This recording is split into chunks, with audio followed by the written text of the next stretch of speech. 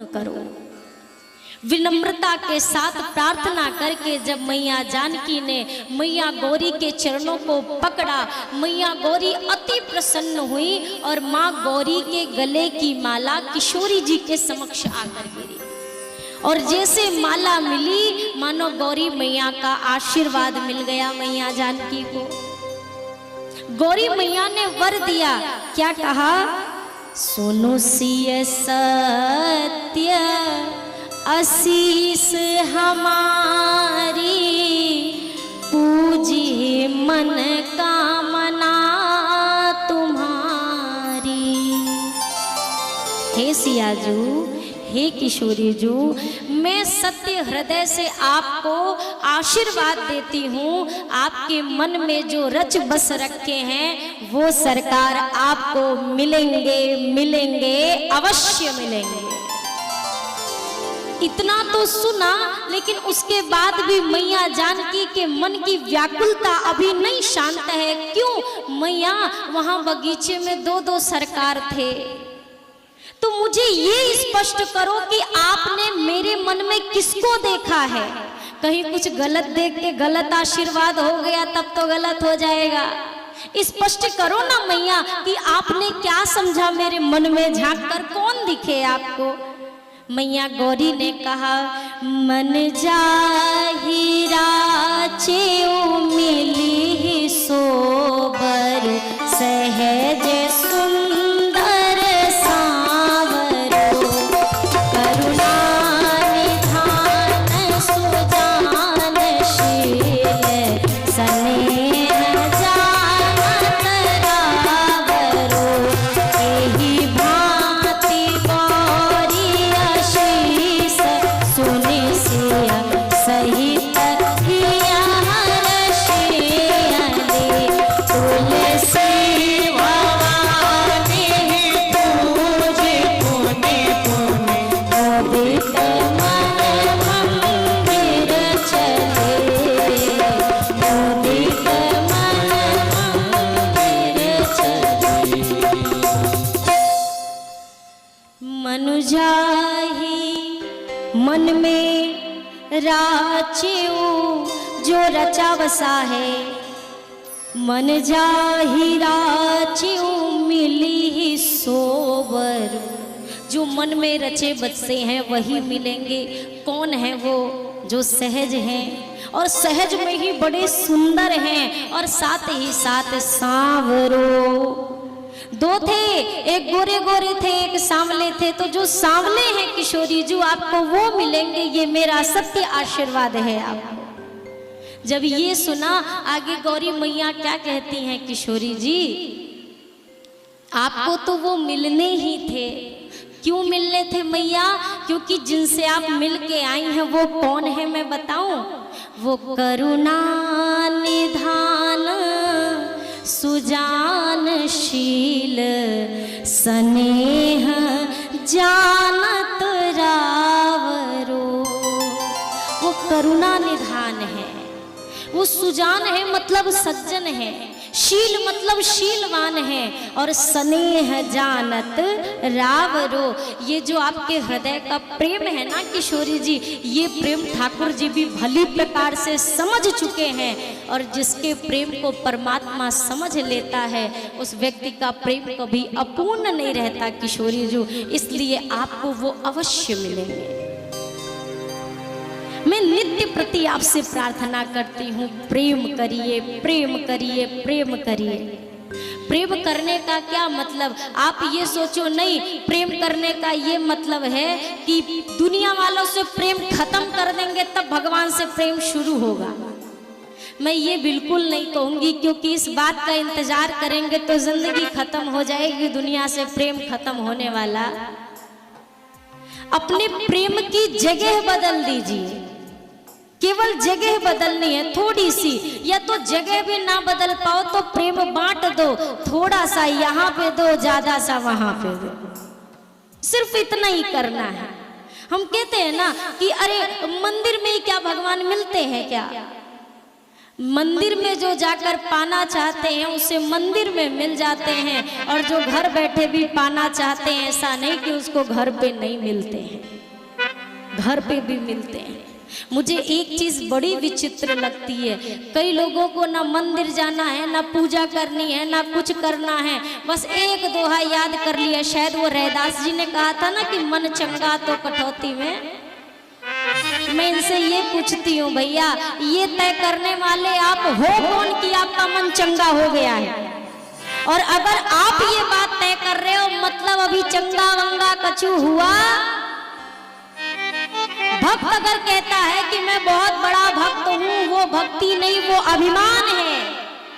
अगर ज्ञानी आकर कहते मुझ में तो इतना भी अभिमान नहीं है, तो ये भी एक तरह का अभिमान। ये चीजें वो कहते ना बड़ी वो महीन सी चीज है, जरा सा छूके ना तो कहां से कहां पहुंच जाओ, ऐसा ये प्रेम का रास्ता है मेरे भाई। बार बार एक निवेदन करती हूँ, एक प्रार्थना करती हूँ कि ठाकुर जी हर कण कण में व्याप्त है, तो मंदिर क्यों जाना है, पूजा क्यों करनी है? अच्छा एक बात बताइए, हवा सब जगह है कि नहीं है? हाँ या ना जोर जोर से बोलिएगा। अभी ये हवा बढ़िया चल रही है कि नहीं, सब लहरा रहे मगन होंगे, है ना? आपकी गाड़ी पंचर हो जाए, आपकी साइकिल के टायर से हवा निकल जाए, तो ये जो हवा चल रही है इससे आपकी साइकिल चल जाएगी क्या? आप कहो जैसे आप रास्ते में जा रहे हैं, आपकी गाड़ी की हवा निकल गई, आप एक व्यक्ति से पूछो भैया हवा कहाँ मिलेगी? अब वो हो थोड़ा सा ज्ञानी, हवा तो हर जगह कड़कड़ में हवा है, हवा कहाँ नहीं है? तो आप सोचोगे अरे फालतू ही इससे पूछा। कोई दूसरा आया, आपने उससे पूछा भैया हवा कहाँ मिलेगी? वो और आगे का व्यक्ति, उसने कहा हवा बाहर कहाँ ढूंढते हो, हवा तो तुम्हारे अंदर ही है, छित जल पावक गगन समीरा, हवा तो तुम्हारे भीतर ही है। अब एक बात बताओ, भीतर की हवा से वो चक्के में हवा जाएगी क्या? खूब हवा है भीतर, खूब हवा है बाहर, पर मेरी गाड़ी कैसे चलेगी, मुझे वो जगह बताओ। तब तक एक संत आकर कहते हैं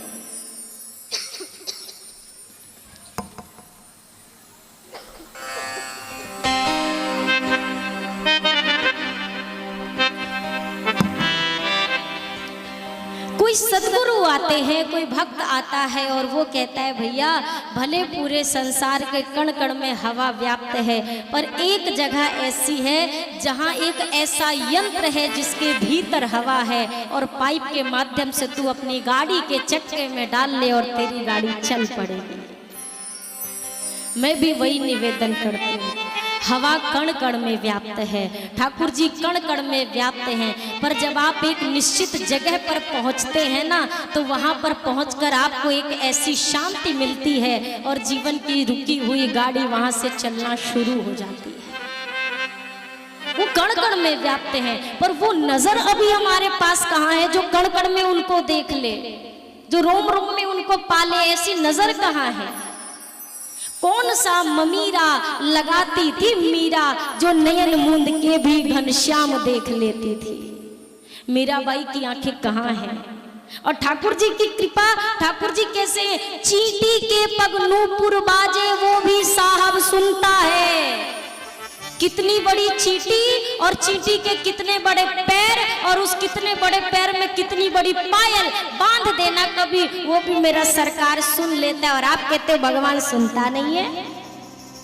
मैंने बहुत लोग को कहते सुना है भगवान के घर देर तो होती है अंधेर नहीं होता, देर तो होती है अंधेर नहीं होता। मैं कहती हूँ बदल जाइए, मेरे ठाकुर जी के घर अंधेर तो बिल्कुल नहीं होती, देर भी नहीं होती है। ना देर होती है ना अंधेर होती है। देर हम करते हैं, देर हम करते हैं, और जाकर कहते हैं उनके यहाँ देर तो है पर अंधेर। जब काम करना शुरू करते हैं तो खूब बढ़िया दुनिया वालों से राय करेंगे, मशवरा करेंगे, भला भाई तुम बताओ, तुमको बड़ा अच्छा एक्सपीरियंस है, तुम बताओ तुम बताओ। और जब सबके एक्सपीरियंस मटिया मेट होते तो भगवान से कहते हैं फैला हुआ रायता आप समेटो, अब संभालो सरकार, ठीक करो, सब ठीक करो, बिगड़ गया। मेरे ठाकुर जी लेकिन तब भी इतने कृपालु हैं, तब पर भी सुन लेते हैं, कृपा कर देते हैं। तभी तो मेरे गोस्वामी जी अहिल्या मैया के प्रसंग में कहते हैं, अस प्रभु दीन बंधु हरि और कारण रहित दयाल, तुलसीदास सटते ही भजू छाड़ी कपट जंजाल। ऐसे प्रभु, कैसे प्रभु जो कारण रहित दयाल है। इस संसार में या तो माँ बिना स्वार्थ के प्रेम करती है, या तो मेरे ठाकुर जी बिना स्वार्थ के प्रेम करते हैं। दूसरा कोई रिश्ता नहीं है जो बिना स्वार्थ के प्रेम करे। सबका कोई ना कोई होता है पीछे का ताना बाना। ठाकुर जी के दर्शन किए, मैया गौरी से आशीर्वाद मिला। मैया जानकी इधर महल में पहुंची हैं। आज की रात्रि व्यतीत हुई और तीसरे दिन का जो प्रातः काल हुआ है, प्रातःकालीन बेला से ही आज जनकपुर की शोभा कुछ और है, एक अलग ही आनंद है। क्यों है? क्योंकि आज धनुष यज्ञ का दिन है। देश देशांतर के राजा महाराजा आज सभी इस धनुष यज्ञ में भाग लेने के लिए पधारे हैं। सतानंद जी को भेजकर जनक जी ने दोनों कुमारों को बुलवाया है।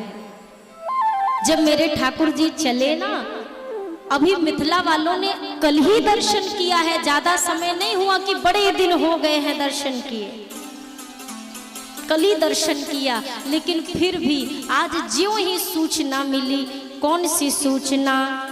रंग भूमि आए दो भाई, अस सुध सब पूरे